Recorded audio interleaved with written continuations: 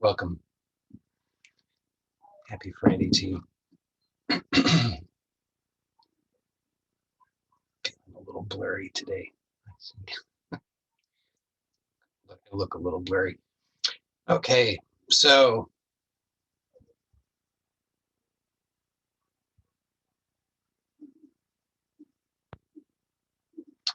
I want to start today with a question, which is a question intended for us all to actually look at. So it's not a rhetorical question, or is it a rhetorical question? It's meant to actually look for yourself, which is,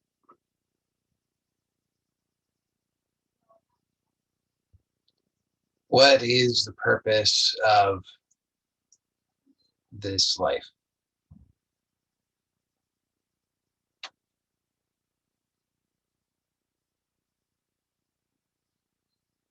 So I'll ask that again for the benefit of those who've just joined. The question is, what is the purpose of this life?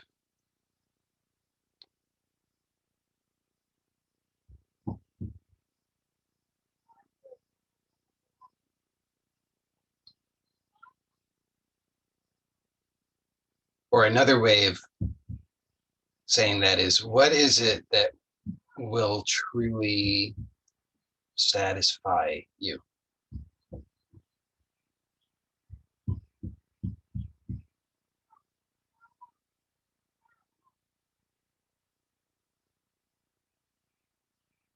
And I'm asking because it seems to me that that's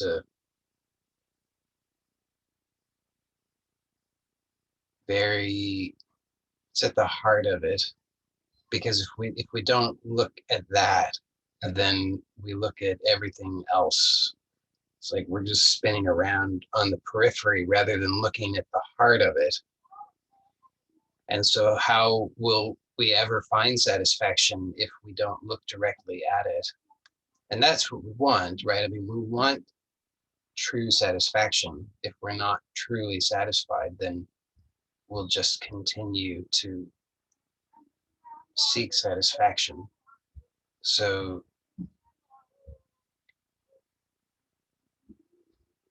what is the purpose of this life? Why are we here? And so I'm inviting you to look for yourself.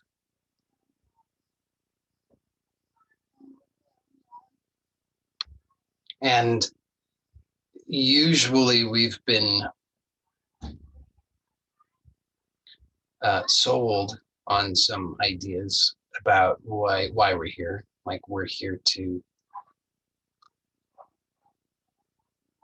have enjoyment, or we're here to have pleasure, or we're here to be a good person, or we're here to do good things.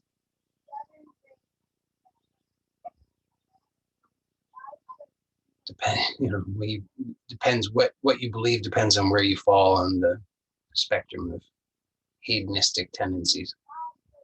So we're like hedonists or martyrs, or somewhere in between.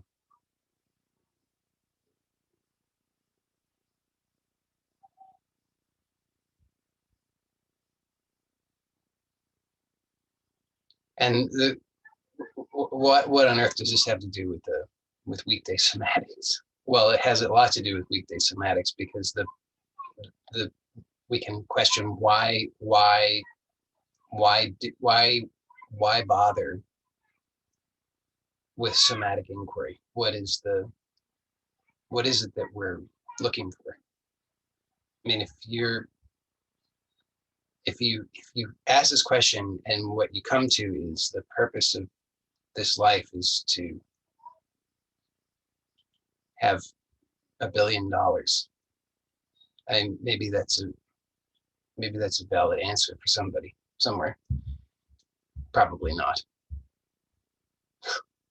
But if that's the answer you come to, then it would be useful to know that, because then you would you would be better equipped to really honestly assess whether weekday somatics is an appropriate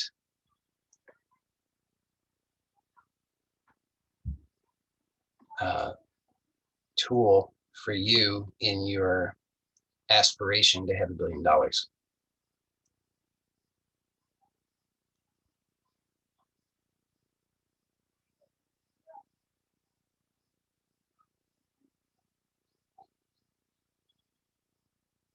So I hope you're looking.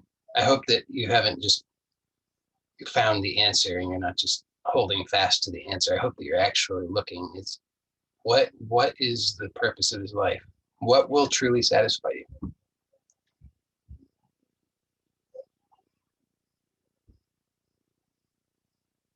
So we can look at that in terms of we can there's an approach. It's called neti, not this, not that.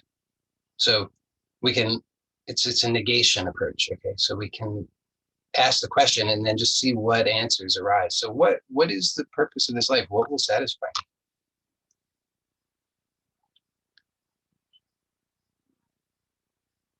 Corporal pleasure, that's will that do it? Probably you've experienced some of that somewhere along the line. And did it give you what you're really wanting? Did it give you actual lasting satisfaction? Does lasting satisfaction even exist? That's another question. But did it give you, I mean, you want lasting satisfaction, right? You don't want a temporary fix. So does bodily pleasure give you that? And this is not to say that these things are wrong. It's just to say, will this actually give you what you truly want? Will it really satisfy you? Okay, so will endless supplies of money do it?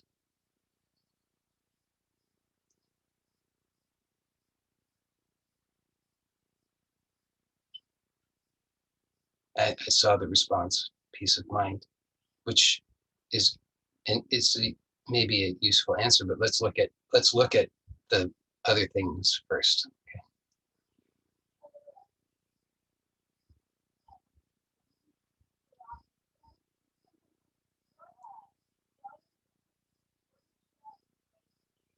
If everybody loves me and approves of me, is that going to do it?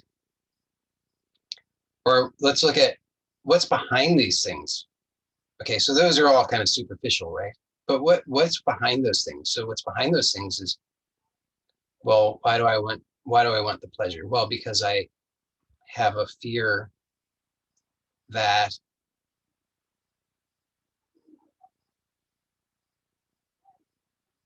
life is endlessly painful or dull or empty. So I need that. I think I perceive that I need that in order to give some juiciness to life. So then will it satisfy me just to get rid of that gnawing emptiness or fear? Will that do it? Because that's closer in, isn't it? So will that do it? If I can just eliminate that, if I can just get rid of that, get rid of the fear or the anxiety or the sense of lack.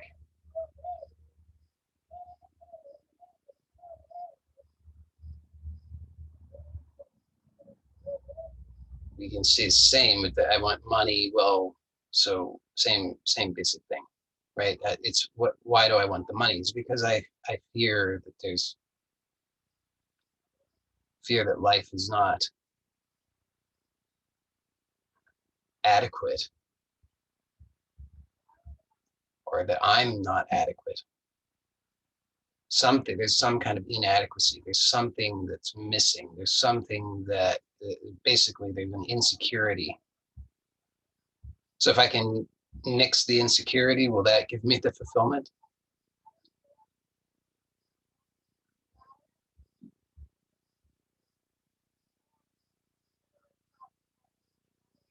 Okay, so we got to the chase a little bit.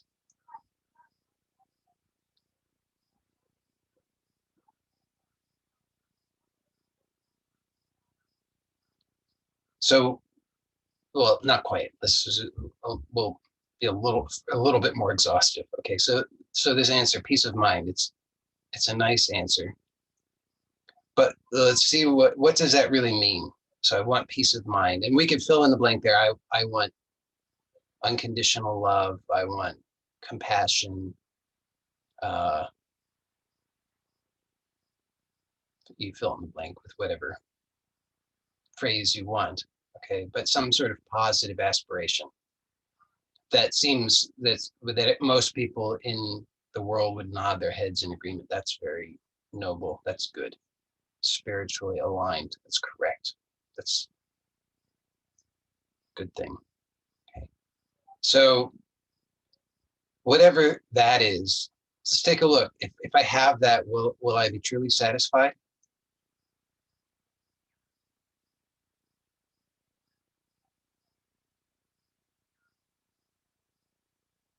Just imagine that you have that for a moment. So if you're aspiring to it, here's a clue. Okay, if you're aspiring to it, then it's something that you already know. It's some experience that you've already registered. You're not, you wouldn't be aspiring to the unknown. Sorry, not really. The egoic self is only capable of aspiring to what's already known. So there's some past experience. There's some experience, whatever that might be. It could be maybe some temporary blip of bliss in the uterus. Maybe that was the only experience you ever had. Just some like little flash of, wow, that's nice, for just for like that. Or maybe you've had repeated experiences of that, but there's something that you're referencing, whatever that is, whatever word or phrase you use of whatever it is that you're aspiring to in a positive sense that you think is a noble or good thing. So here's the thing about it, is that it's a temporary experience, and you know that that's true in your heart. So take a look and see, if I have that, will it satisfy me? And really, like, try it on. I want you to feel that for a moment. I mean, really allow yourself to imagine that, like, I'm completely okay, blissful, happy, sense of completeness, wholeness, unconditional love.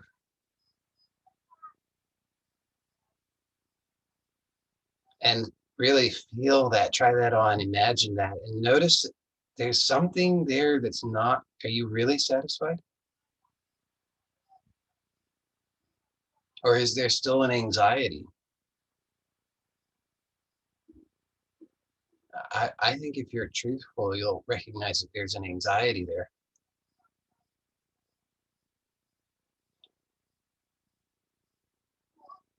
because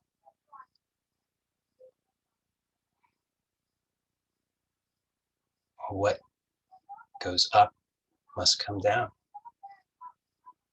That's the nature of experience, isn't it? That even if this experience that is the most noble experience possible, one of equanimity and compassion and love and wholeness and bliss and freedom, even if that happens,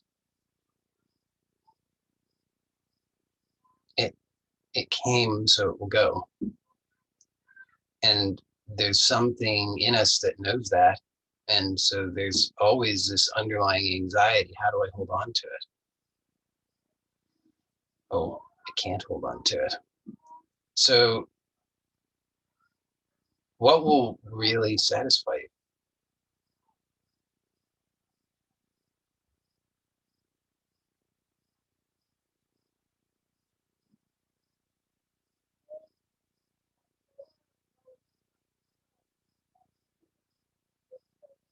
So with that as the context for our inquiry today, let's take a look.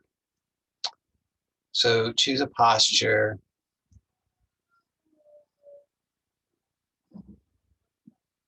And when you're ready, close the eyes.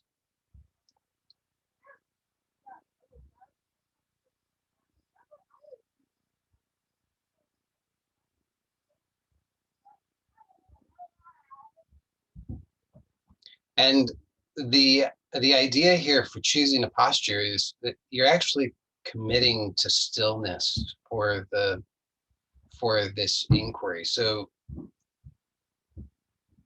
let it be a posture in which you can actually come to rest.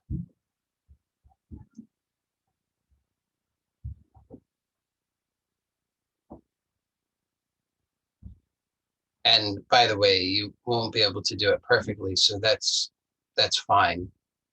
But just because you can't do it perfectly doesn't mean you can't play along. So just play along, really do your best to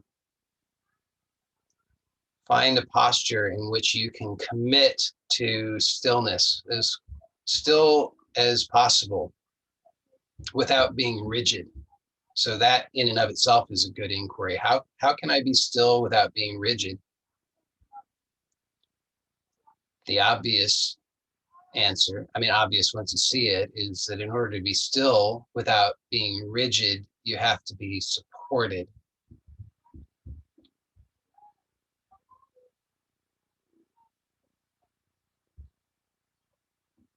So I want you to become aware of your body, and in particular, become aware of your bones, become aware of the skeleton.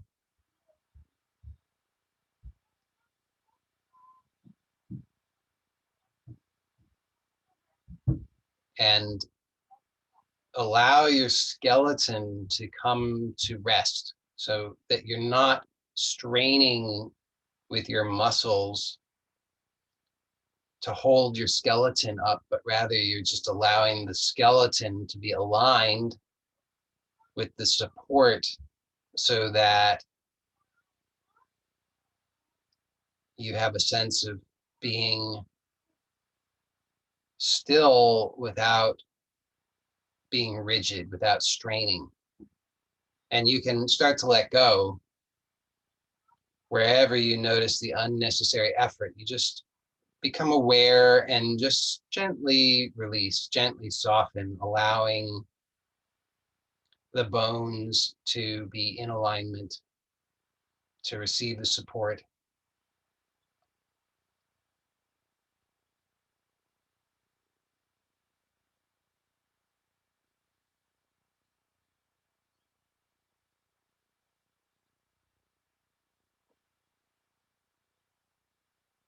And let your face be soft, and let the head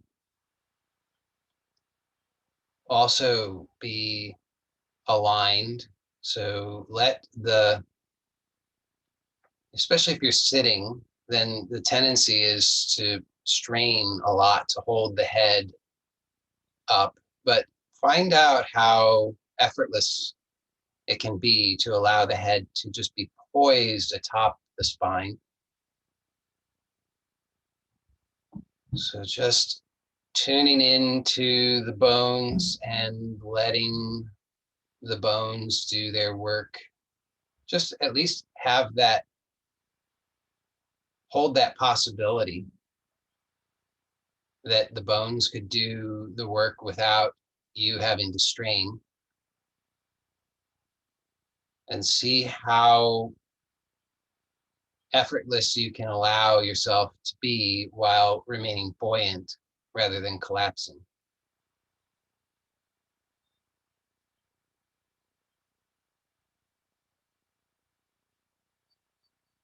Okay, so you don't have to be perfect in this, obviously, that you're not going to be, but just continue to allow yourself to be as still as possible without becoming rigid. In fact, you're wanting to allow yourself to be less and less rigid, or put another way, increasingly supple, relaxed, and aligned. And the way to accomplish that is not through effort, but rather through the inhibition of effort. So you're relaxing, releasing, surrendering to the support. So you have to start to actually experience that support. You have to actually start to recognize that you are being held, you are being supported, you are being uplifted without you straining. It's just given to you. It's gifted to you. It's not something that you have to earn. You have to actually surrender to it. You have to be willing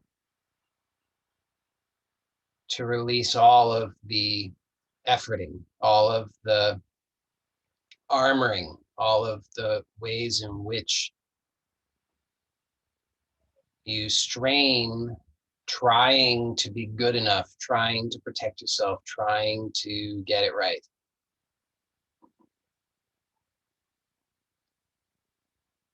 So as we are here, just surrendered to the best of our ability and continuing to be present to this direct experience, so that we're just noticing how we can continue to release the unnecessary effort, so that we can be increasingly still without being rigid. You'll start to perhaps notice the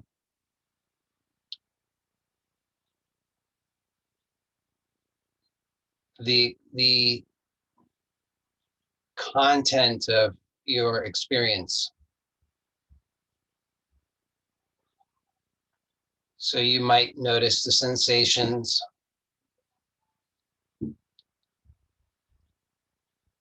and you might notice thoughts, and you might notice feelings or emotions. You might notice images from imagination.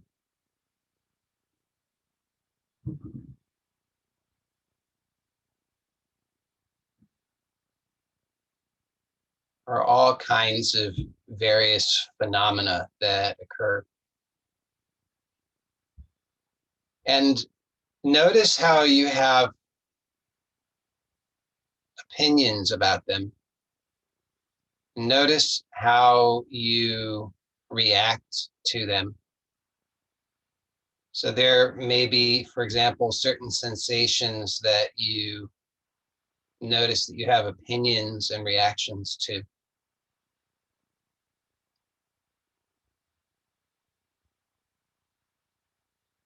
And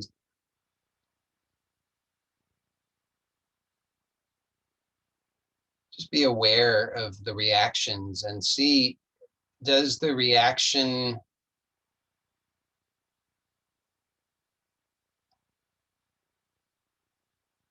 give you satisfaction? Or does the reaction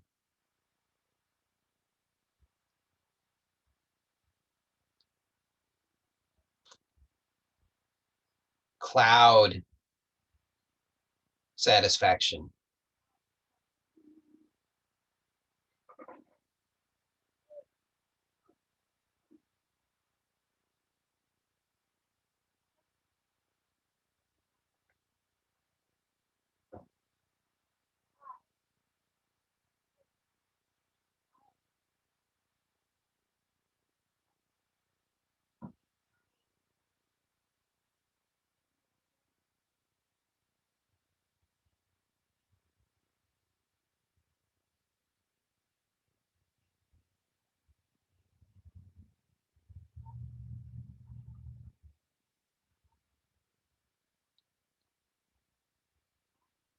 And do you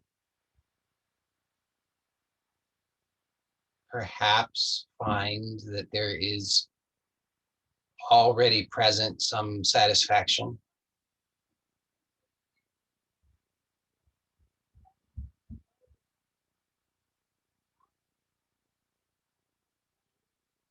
And if you do, then is that satisfaction conditional or unconditional? That is, does this satisfaction, if you find satisfaction here, does it depend upon anything?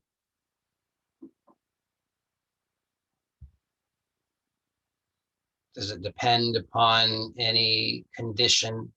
Do you have to have a good thought or a good feeling or a good sensation or a good image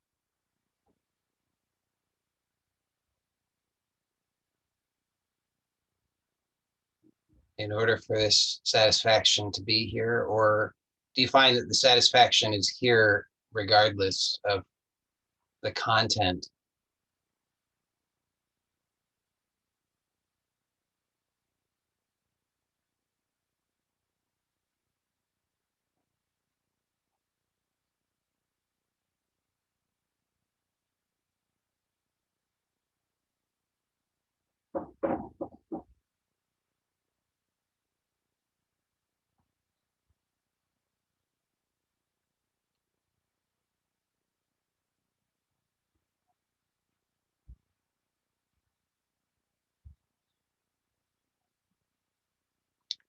And then notice, is there any tendency? So a couple of things might happen. One is you might find that you just sort of settle in and you find that you experience a kind of blissful spaciousness, ease. That's one possibility. Another possibility is you might find that you experience agitation of a sort that's, could say, kind of a manic or positive, in a sense, agitation where you start to have positive visions, positive feelings, positive experiences inwardly. And another possibility is you might start to have negative or unwanted agitation, negative thoughts, feelings, sensations, images, etc. So any of those experiences are fine, but just notice what's happening. And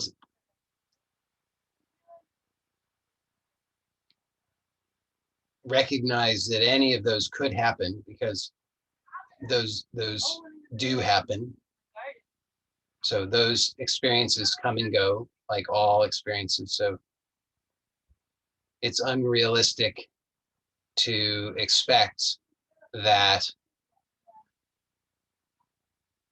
you're going to achieve some state in which none of those come or go ever again. So it's unrealistic to expect, for example, that you'll just only ever have a blissful, open experience, or it's unrealistic to expect that you'll only have what you consider to be positive experience. So whatever occurs is fine, but notice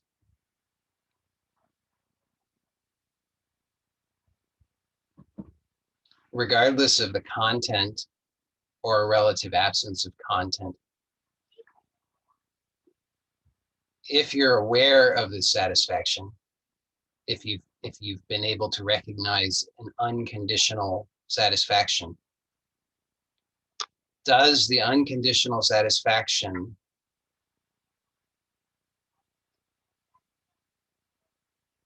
depend? This is obvious, the answer to this, but it's worth looking at anyway. Does it depend upon the content of experience? So is this unconditional satisfaction more or less satisfied if positive content arises, or if negative content arises, or if no content arises?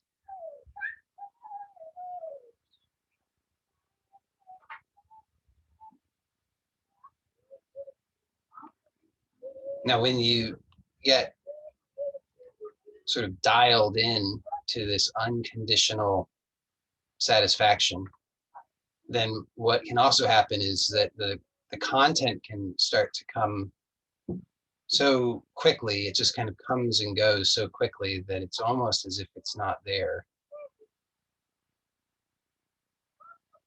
But if you're really observant, you'll notice that the content is actually there. It's just like it's always been. It's coming and going, and it never really takes form. Never really.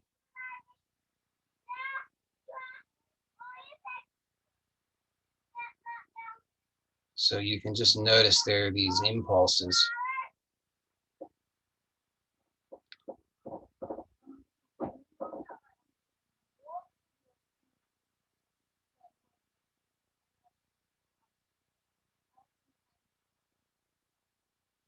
And you can observe how these impulses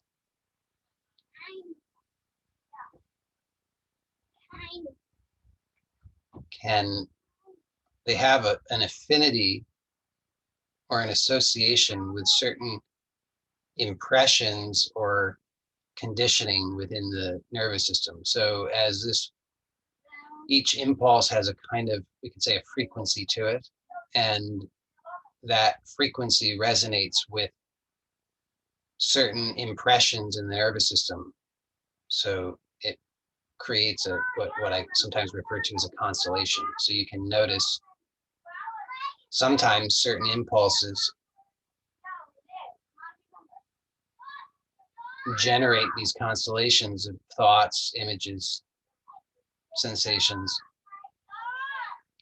and it seems to take form, and momentarily it might even seem to overshadow the unconditional satisfaction. Now, if it's what you consider to be an unwanted or a negative constellation, something you consider to be troublesome, then notice what happens if you start to fixate on that. Then see if you can do that. See if you can bring up some sort of unwanted thing, whatever that might be. I'm not enough. I don't have enough. I have to. Life is too hard. Nobody loves me. I'm unlovable. I'm ugly. I'm disgusting. I'm shameful. Whatever does it for you. You find that thing and just see if you can stimulate that and fixate on it. Notice how you do that.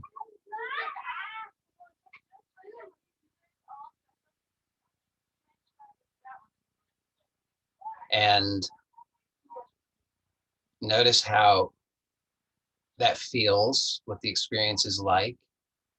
Notice how it starts to have a kind of solidity to it, and how it starts to overshadow the unconditional satisfaction that's already present. And now it's like, where's the satisfaction? Oh no, I'm not satisfied. Oh no, now I've got to start searching for it. How do I get satisfaction? Oh, well, I'm not lovable, so I guess I need to make myself lovable. I need to earn love. Or, oh, there's not enough. That's why I'm not satisfied. There's not enough. I need to get enough. I need to try harder. I need to work harder, or I need to steal, or whatever it is I need to do, deceive in order to get enough, fight for mine. So you can see how it generates a distortion.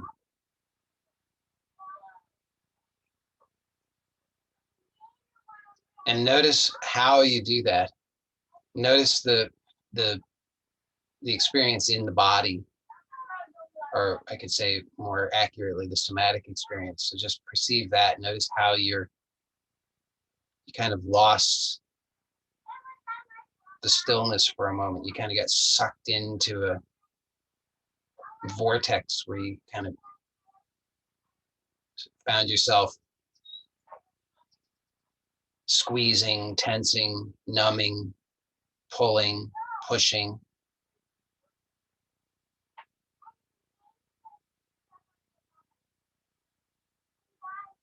So now just again, come back to this being still without being rigid. So just notice where you're making the unnecessary effort. And let everything become soft and supple so that you can feel everywhere in the somatic field, all of what you consider to be your body, your skin, your inner body.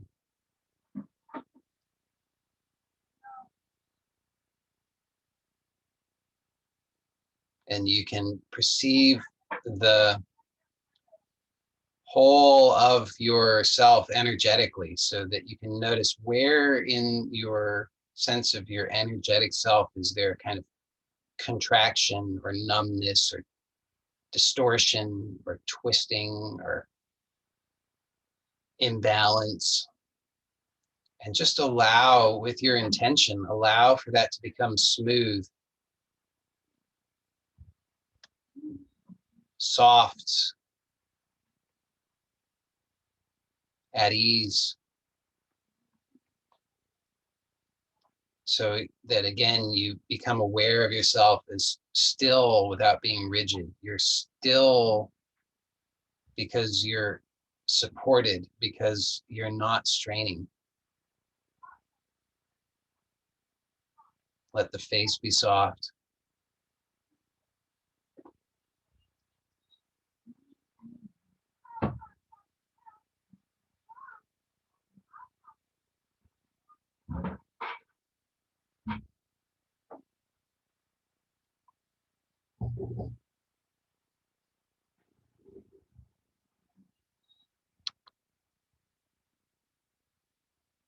And just again, observe the impulses and how those impulses can seem to catch on certain things so that it starts to form these constellations. You start to have a thought, an image, sensation, all kind of comes together to lend a sense of reality to something. And notice how you start to get sucked into that, drawn into that, into the sense of lack, dissatisfaction, feeling ill at ease, not enough, not okay, worried.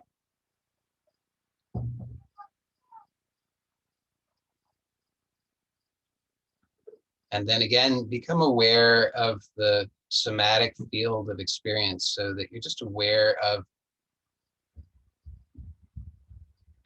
yourself here and how it is that you're indulging those fixations. Just be willing to come back to that unconditional satisfaction. Or if you don't recognize it as unconditional satisfaction, then just continue to surrender the unnecessary effort. Or another way is to just be aware energetically of where there's an imbalance, where there's a numbness or a hardness or a heaviness or a pinching or pulling or whatever other kind of distortion, and just allow that to soften and become smooth.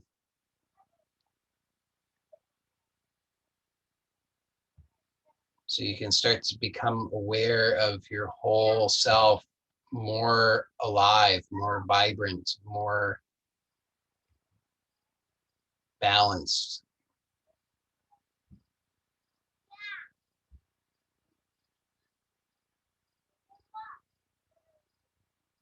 And notice where you're still squeezing unnecessarily. You might be surprised. So many places that we can squeeze don't need to be squeezed. clenched that don't need to be clenched. You know, clenching the jaw, clenching the nostrils, even clenching the eyes, the ears, the throat, the shoulders, the wrists, the fingers, the abdomen, the lower back, the shoulder blades,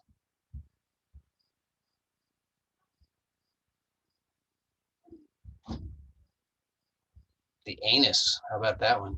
How anal retentive are you? Uptight. You might be surprised that you can let that go.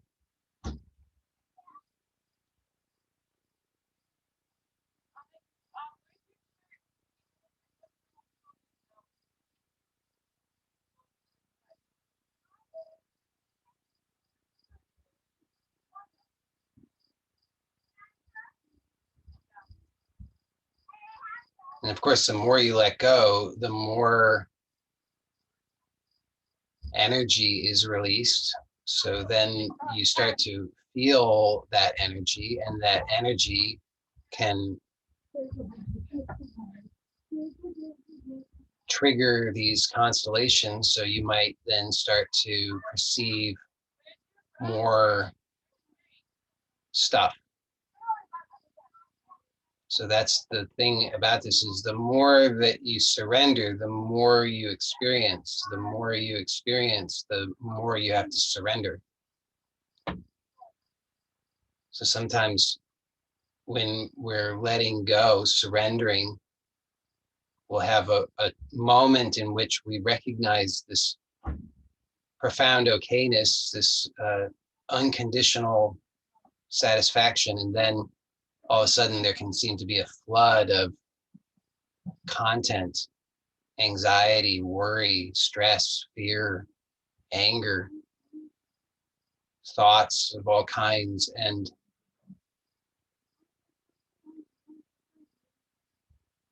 that, or emotion. And that's to be expected because it's finally being allowed.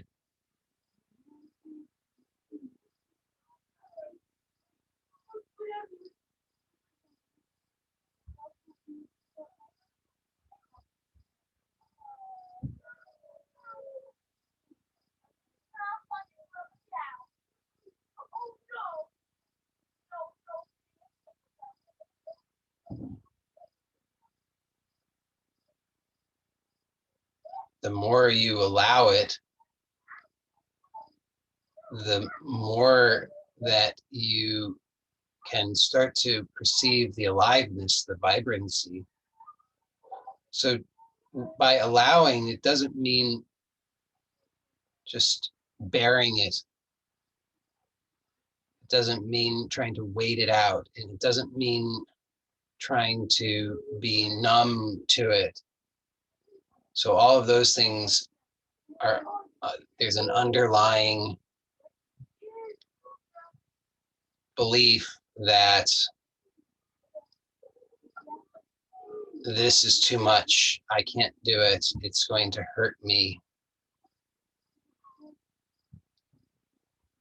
But to really allow means to just investigate simply, how is it that I'm holding on? How am I armoring? How am I resisting? How am I straining? How am I making unnecessary effort? How am I not receiving the support?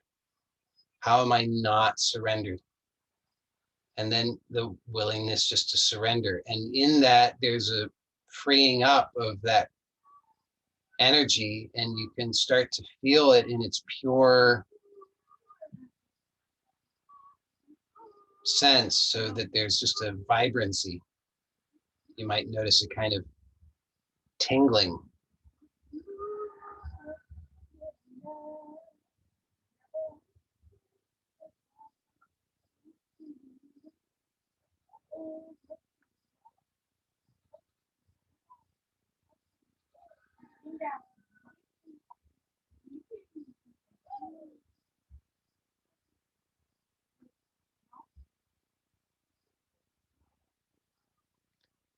So now we can come full circle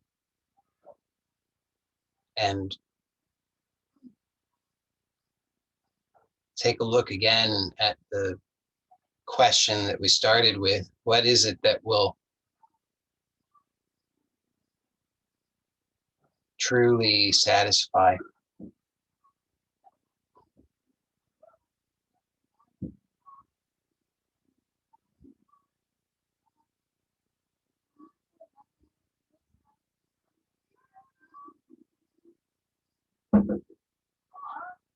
And perhaps you can see that everything that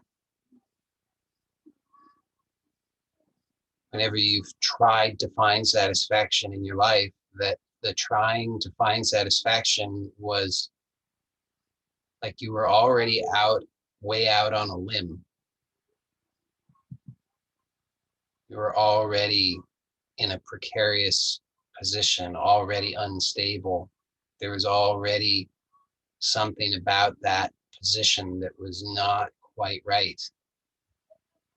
So if you felt unsupported, insecure, something was not right, well, that's true.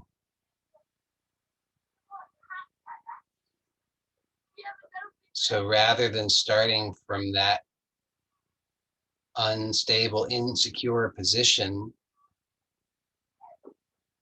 we can notice why we went out on that limb in the first place. We went out on the limb trying to avoid the intensity of the energy.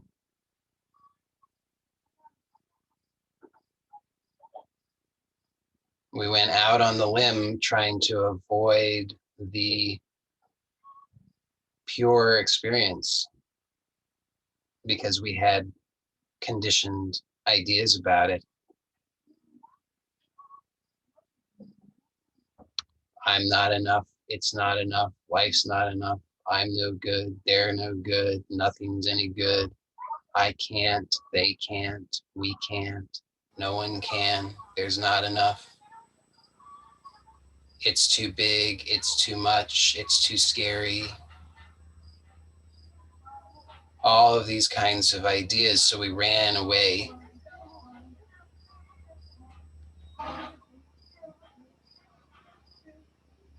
But we have this miraculous ability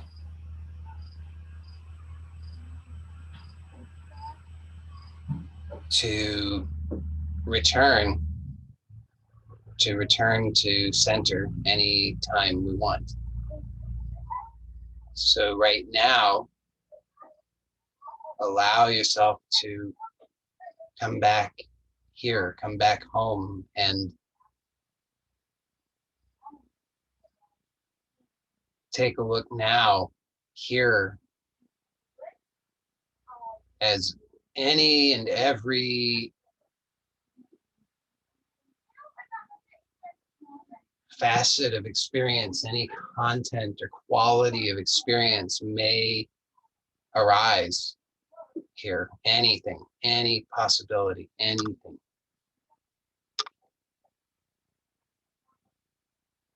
And notice from here, as you're right in the heart of it,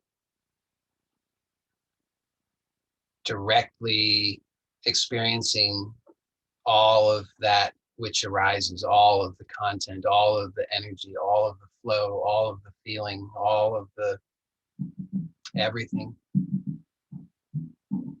without any obvious conclusion to it. So it's not clear that it will necessarily ever end. This may be forever. Here, when you look at this question, what will truly satisfy? Notice what, is there any clarity now from here?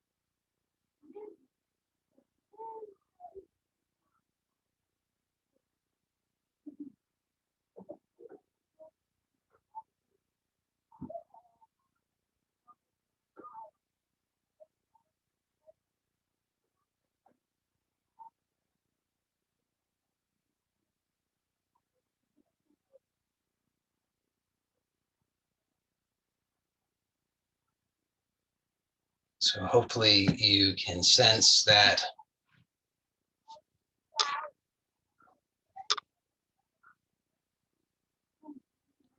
unconditional satisfaction more clearly.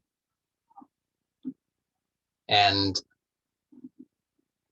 hopefully you can sense that aliveness more clearly.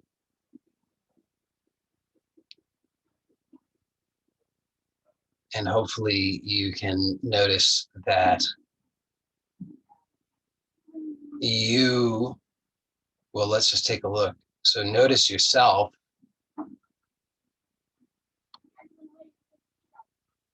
And when I say yourself, I'm not talking about your idea of yourself, but I mean yourself, that which is able to notice.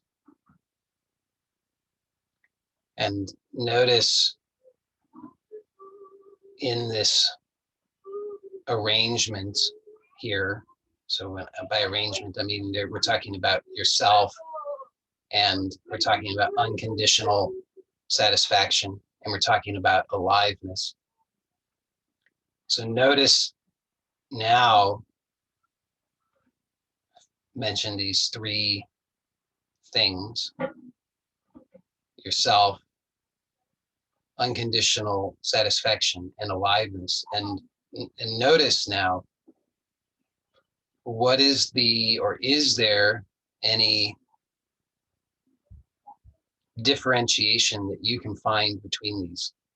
In other words, can you find a separation between yourself and unconditional satisfaction? Can you find a separation between yourself and aliveness?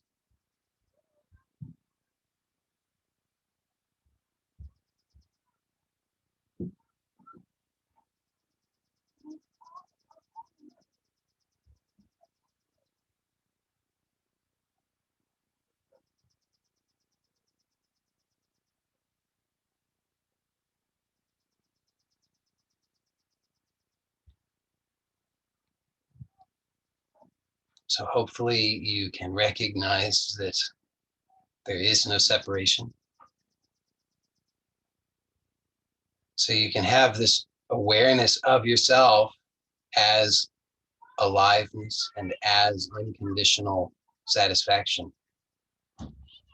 And hopefully you can actually sense and feel that. You can actually feel that aliveness.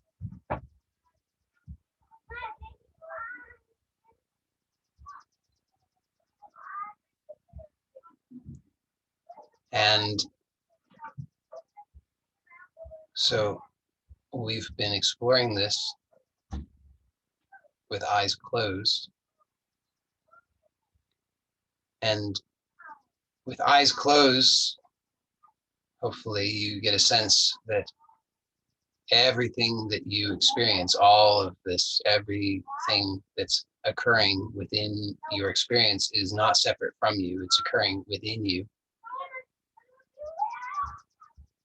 So you have the sense of this aliveness within yourself that is you.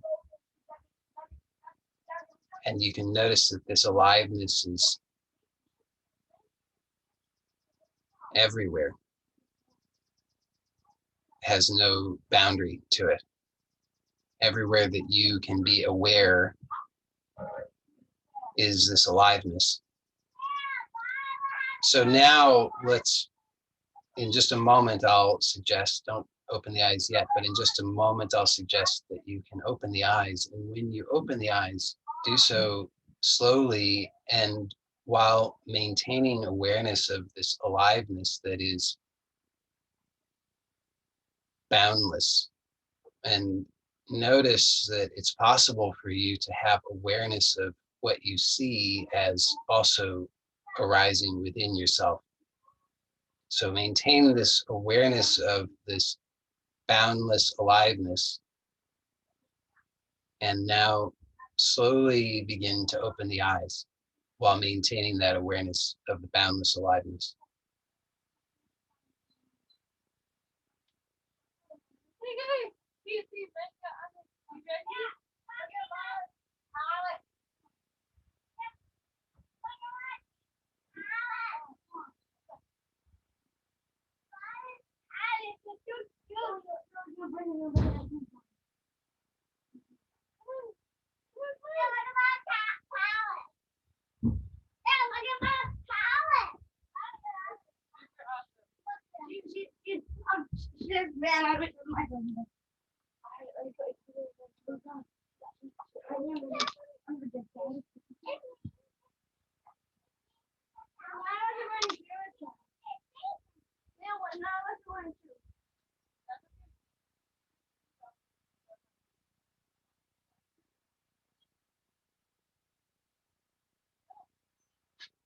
So you can maybe notice that the visual stimuli provokes a lot more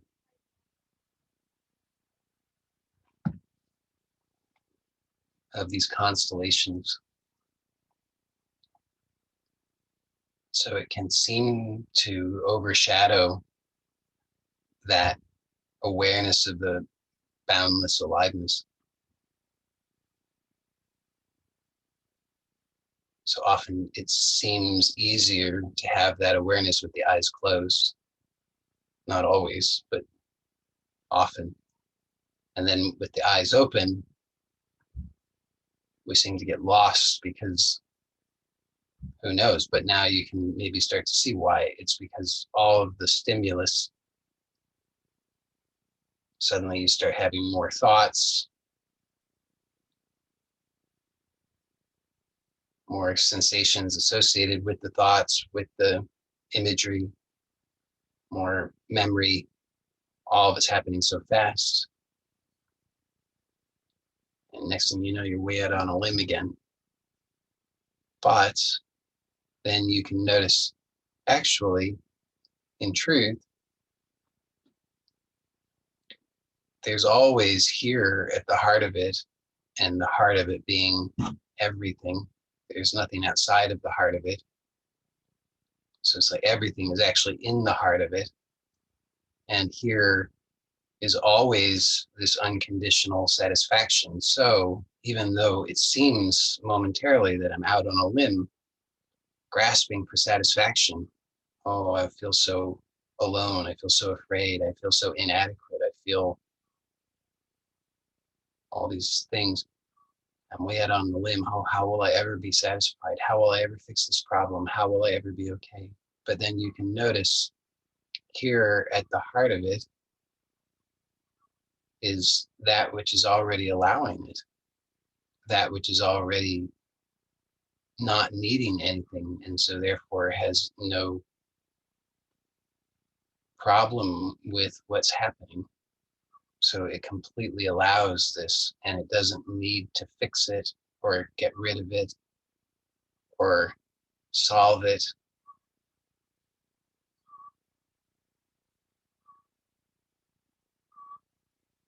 And so rather than continuing to generate more and more and more and more problems, just by being aware of this unconditional satisfaction that's already here,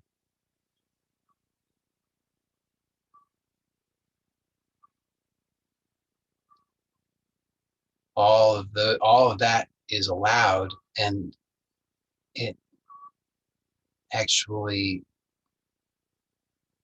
feeds this aliveness so that the sense of aliveness can grow. So I hope that that is a, I hope that that's a clear experience for you. And in just a moment, I'll end this recording. So for those who are here live, we'll stay on for Q&A if you'd like. And for anybody who's watching the recording of this in the future, uh, just remember that this kind of inquiry or exploration can, because it's so opening, it can free up a lot of that content. And as that content is freed up, as we've already seen, or as I pointed out in the exploration, that can then stimulate a lot more. And so if you're not prepared or nobody's pointed it out to you, or you're forgetting, then you can start to be overwhelmed by that. But don't be overwhelmed. Remember that this is positive. It's that you're seeing all of this which is being liberated. It's everything that's been suppressed, that's been such a burden to you, that's been stuck, troublesome. It's being liberated. And if you just allow this without indulging the all of those habits of further suppression, the idea that this is too much, I can't, I'm not enough, it will never be okay, I have to try hard, I'm not enlightened enough, I'm having this experience, shame on me. All these different kinds of strategies, unconscious strategies that we have for suppressing the content. If you don't indulge those and you just are present to the experience and allow it, just it's okay. The anger is okay. The frustration is okay. The sadness is okay. The, all of that is okay. Then you'll see that it opens up a flow, and you want that flow, but you have to be willing to actually stay in the flow rather than trying to capture it. So it's an ongoing exploration. I don't find there's an end to it. It's just ongoing. How how unconditional is this? How open is this? How liberating is this? And to keep discovering the answer to that moment by moment. So being gentle with yourself is good. Being self-acceptance is essential. We all have so much stuff that we can judge and condemn, all the reasons why I'm not enough, I'm not okay.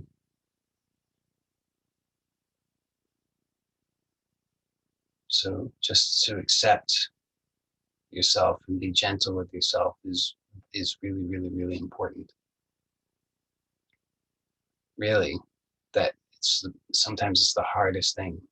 It's hard sometimes to actually be willing to accept yourself or forgive yourself, but it's the most important thing. So do it anyway, even if you're afraid. And so I'll leave it at that. Okay. So for those who are staying on, be prepared. There will be an announcement here.